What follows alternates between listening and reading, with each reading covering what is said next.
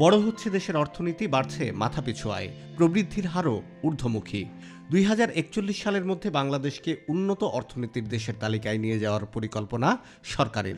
লক্ষ্য বাস্তবায়নে প্রাথমিক ভিত্তি ধরা হয়েছে 2021 সালের মধ্যে বাংলাদেশের অর্থনীতিকে মধ্য আয়ের অর্থনীতিতে রূপান্তর করা।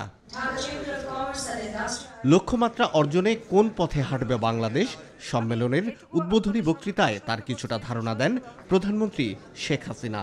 2030 সাল নাগাদ বাংলাদেশ হবে বিশ্বের 29তম এবং 2050 সাল নাগাদ বিশ্বের 25তম বৃহৎ অর্থনীতির দেশ।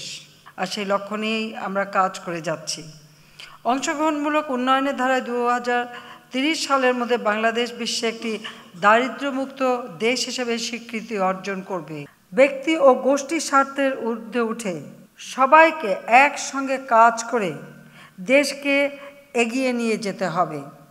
প্রধানমন্ত্রী বলেন, 2041 সালের মধ্যে বাংলাদেশের অর্থনীতির আকার হবে $2.5 ট্রিলিয়ন মার্কিন ডলার, আর মাথাপিছু আয় বেড়ে দাঁড়াবে $12,600 তিনি বলেন, জাতিসংঘের এমডিজি লক্ষ্যমাত্রা যেমন সফলতার সঙ্গে অর্জন করা হয়েছে, তেমনি এসডিজি লক্ষ্যমাত্রা অর্জনের ক্ষেত্রেও বাংলাদেশ হবে রোল মডেল। বেসরকারি খাতগুলিকে আমরা আমাদের অর্থনীতির মূল চালিকা শক্তি হিসেবেই গ্রহণ করেছি।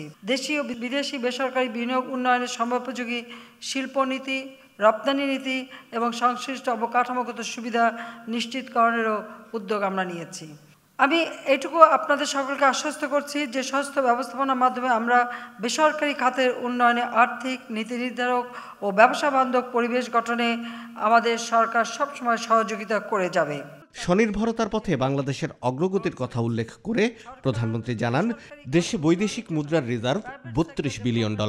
শুধু তাই নয়, দেশের উন্নয়ন প্রকল্পের 90% এখন বাস্তবায়ন হচ্ছে নিজের টাকায়।